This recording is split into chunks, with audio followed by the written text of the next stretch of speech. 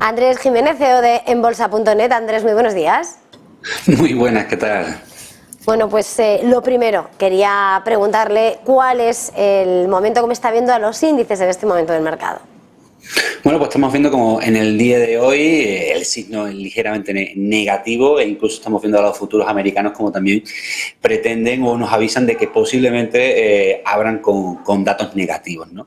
La clave de la semana, ¿no? Si nos fijamos en el S&P 500, ¿no? Índice mundial de referencia, la clave evidentemente va a estar en el miércoles, en la decisión de tipo de interés que vaya a tomar el Banco Central Americano, y los niveles a vigilar, los 4.440. Si a lo largo de las próximas horas, 24 o 48 horas, vemos que el S&P 500 pierde esa zona de soporte, bueno, cuidado, porque en el corto plazo la tendencia bajista tomaría las riendas del mercado y podría hacer que el S&P 500 lo viésemos a finales de semana rozando ya los 4.400 puntos. Así que desde el punto de vista de corto plazo, dos cosas importantes. Uno, la decisión de tipos de interés, y dos, el nivel de soporte tan cercano que tenemos como son los 4.440. Si lo pierde, caídas en el S&P 500 posiblemente hasta la zona de los 4.400 puntos. Eso de entrada para la semana.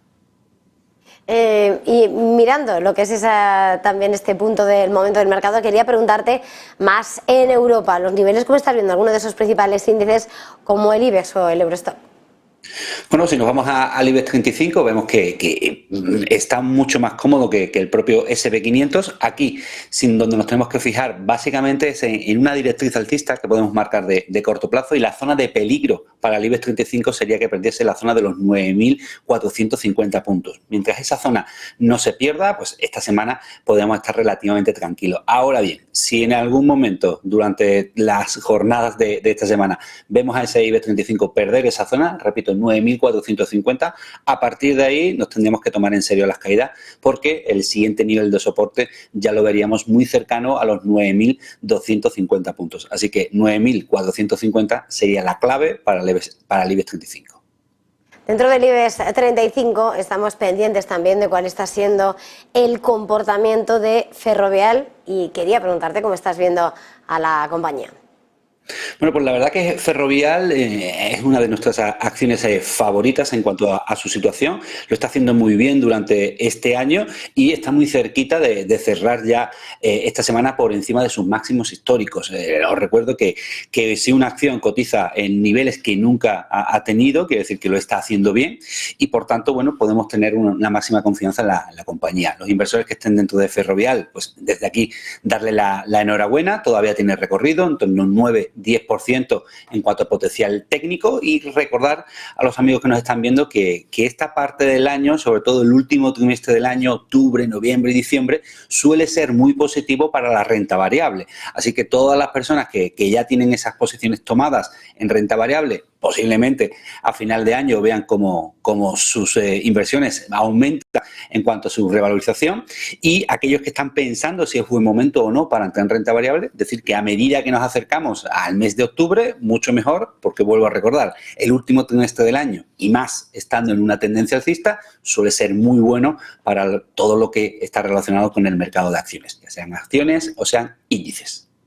Pues ahora te voy a preguntar por commodities, en concreto por el petróleo, 94,38 el Brent y el West Texas 90,48 dólares. ¿Qué te dicen los gráficos sobre ese oro negro?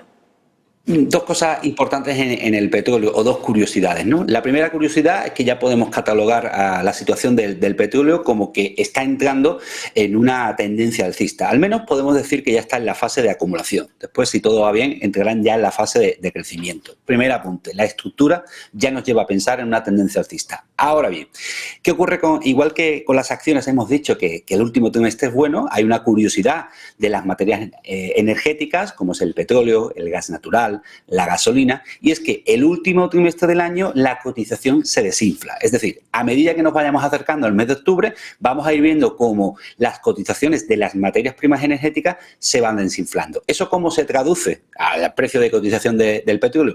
Que lo normal es que veamos a un petróleo cerrar el año muy por debajo de los niveles actuales, incluso te diría cercano a niveles de 75 dólares el barril. Te enseño una imagen que se va a entender, es un gráfico estacional, donde podemos revisar qué ha ocurrido en cada uno de los meses a lo largo del año para el petróleo. Y si nos fijamos claramente en la época del año en la que estamos a septiembre, muy cerquita de octubre, si marcamos desde octubre hasta diciembre, nos fijamos que el 33% de los últimos 15 años el petróleo ha caído, una media de un 22%. Por lo tanto, lo normal es que el petróleo de aquí a final de año, o mejor dicho, de aquí a las Navidades, lo veamos por debajo de los niveles actuales, aproximadamente en los niveles de $75 el barril.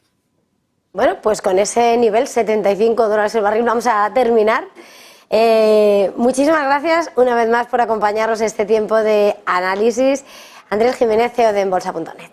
Muchas gracias. Hasta ahora.